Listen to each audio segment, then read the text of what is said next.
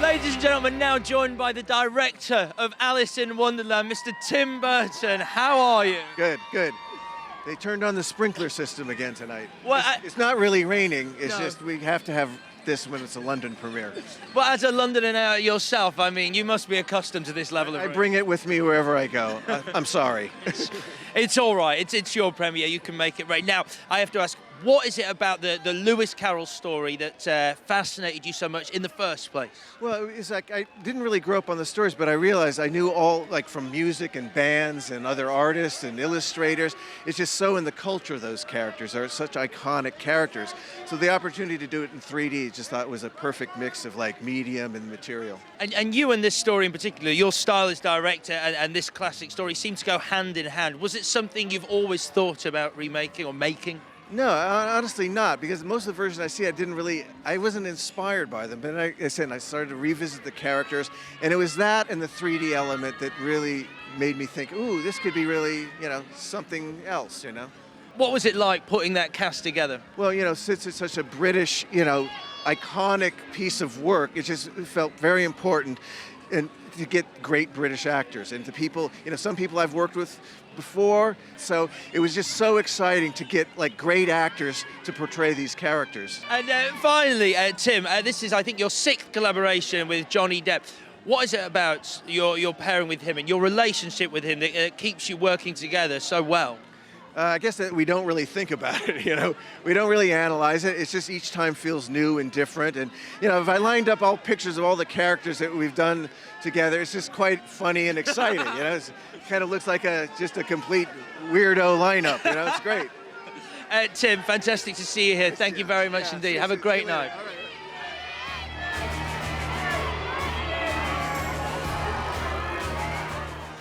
Ladies and gentlemen, now on the green carpet, joined by Anne Hathaway. Once again, I can only apologise for the rain. I was just saying, everyone's been so nice to apologize for it, but I don't take it personally. Now, Anne, you've played a princess before. What did it feel like being promoted to Queen and none other than the White Queen? Well, I felt like I was promoted in a couple ways. I was made a queen, of course, but I was made a queen by Tim Burton, so that was pretty unusual, and I was very happy. Yeah, because you'd said, I think I'm right in saying, you'd said how you'd love to work with Tim. You'd do anything to work with Tim Burton. What was it like, this being the realisation of that dream? Well, I would have played any role in any film that he asked me to do. He's been one of my favorite directors for as long as I've been watching his movies, and so that it was this one, that it was a world that's so fantastic, a world that's so like Tim, and that was in which his imagination was going to be completely unbridled. Oh, I was so happy. And then I heard who the cast was, and I was just like, ugh, I've died and gone to heaven. Ladies and gentlemen, I'm here on the green carpet now with none other than Michael Sheen. Michael, good evening. Good evening. I've never known a night like it.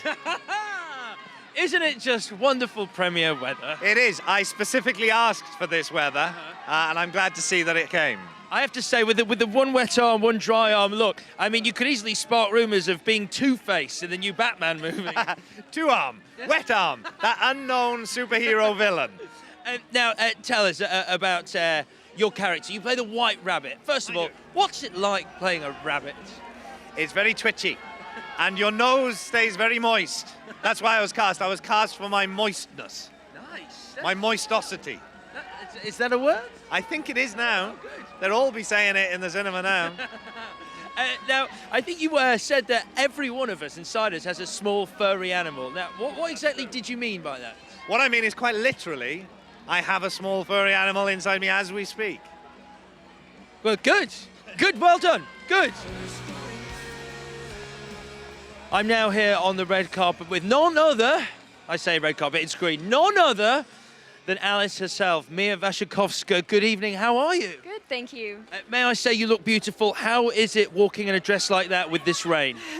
It's good. I mean, I've gotten used to it. Yeah. Yeah. Good. So this is clearly your biggest movie to date. What was the experience like of working alongside Johnny Depp, working with Tim Burton? It was fantastic. I mean, I'm such a huge fan of both of their work. So then to actually be able to work with them and then work with them together was incredible. Have you seen the finished film already? Yeah, I have. What can audiences expect from this 3D experience? I mean, it's kind of unlike anything else, really. I mean, it's kind of the merging of many different mediums, and it's really it's very visually stunning. So. Fantastic. Well, listen, before we get washed away in a tsunami of photographers, have a lovely evening. It's lovely to meet you. Nice to meet you too.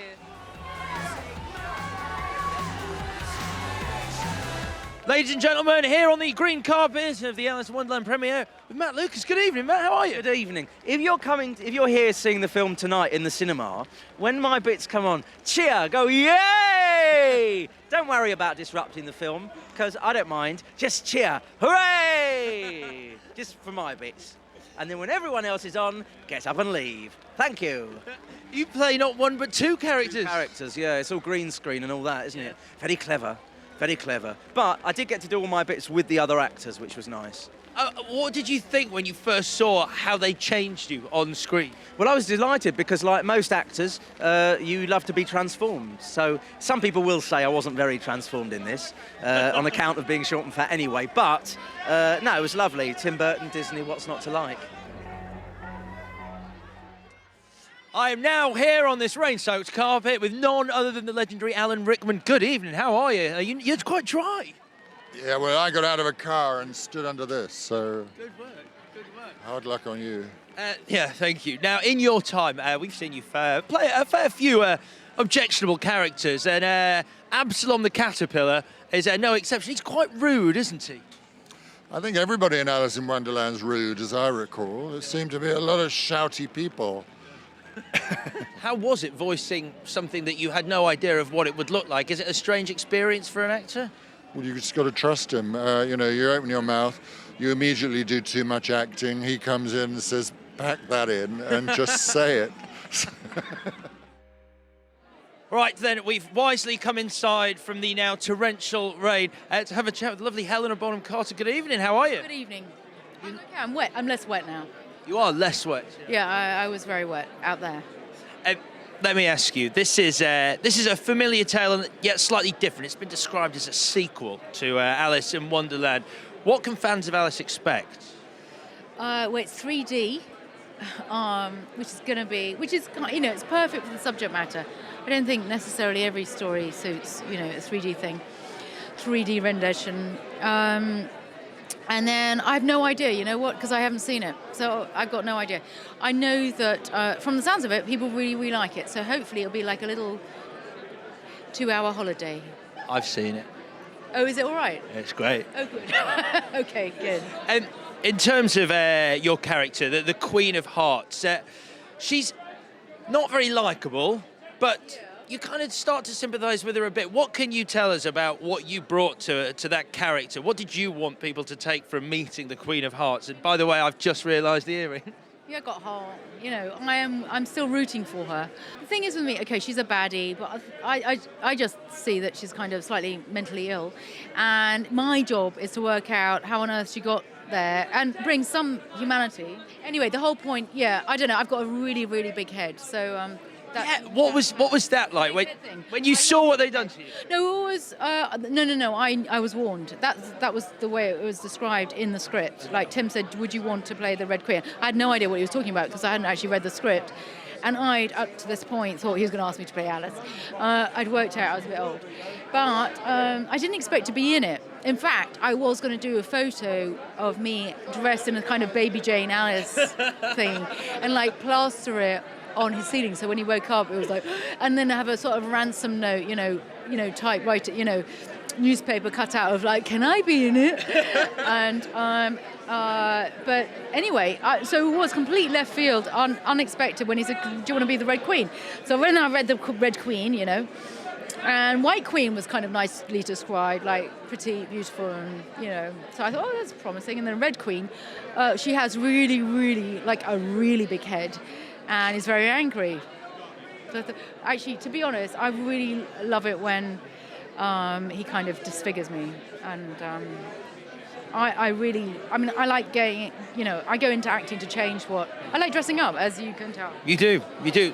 Listen, enjoy the movie for the first time. It's been a pleasure speaking to you. Pleasure too. Have a lovely evening.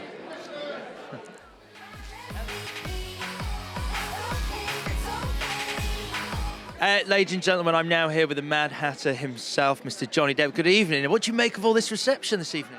It's quite something. I'm amazed that all those people out there that so sweetly and bravely stayed out there in that weather. They were amazing. Yeah, it did get rather wet rather quickly. Yes, yeah. Now, you have played some strange characters in your time. Yeah. Really? Come on. Edward Scissorhands, not that normal. Jack Sparrow, a little bit out there. The Mad Hatter, though, he must be the craziest. What are your thoughts? Well, I think the thing with the Mad Hatter is, at least for me, is the idea of being crazy and being unaware of it, which is probably freedom. But being crazy and having some semblance of knowledge of it could be a bit traumatizing, He's a great character, and you have fun with accents as well, and the costume seems to change colour with your mood. He's a really unique creation. Well, one of the things, thank you. One of the things that Tim and I talked about early on was the idea that this guy would be, in a sense, like a human mood ring.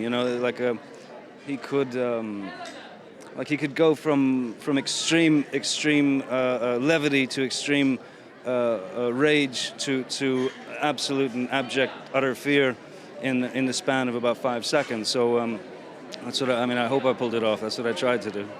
Well, I personally think you did. I saw the movie recently. It's fantastic. Now, it is your 6th collaboration with Tim Burton. What is it about that working relationship that the pair of you have that just keeps you coming back and it's still so enthusiastic? The process itself is what Tim enjoys, and I adore the process as well. And I don't know what it is exactly. It can't be really defined. I don't know. There's something that works when we sort of hit the trenches together in a way. It's funny because it hasn't changed in all these years, like since Edward Scissorhands back in 1990 or whatever. It's still exactly the same process. But every time I get the phone call from Tim, I'm overjoyed. There is one particular word that sticks out in this movie that the people who are about to watch it will come across: fudder whacking, which is something that you specialise in and do exhibit in the film. What can you tell us about fudder whacking? Well, fudder whacking is very dangerous. You should only do it once a month and in the privacy of your own home with doctor's permission. Johnny Depp, it's been a pleasure speaking to you. Have a great night. Thank you. And you. Thank you.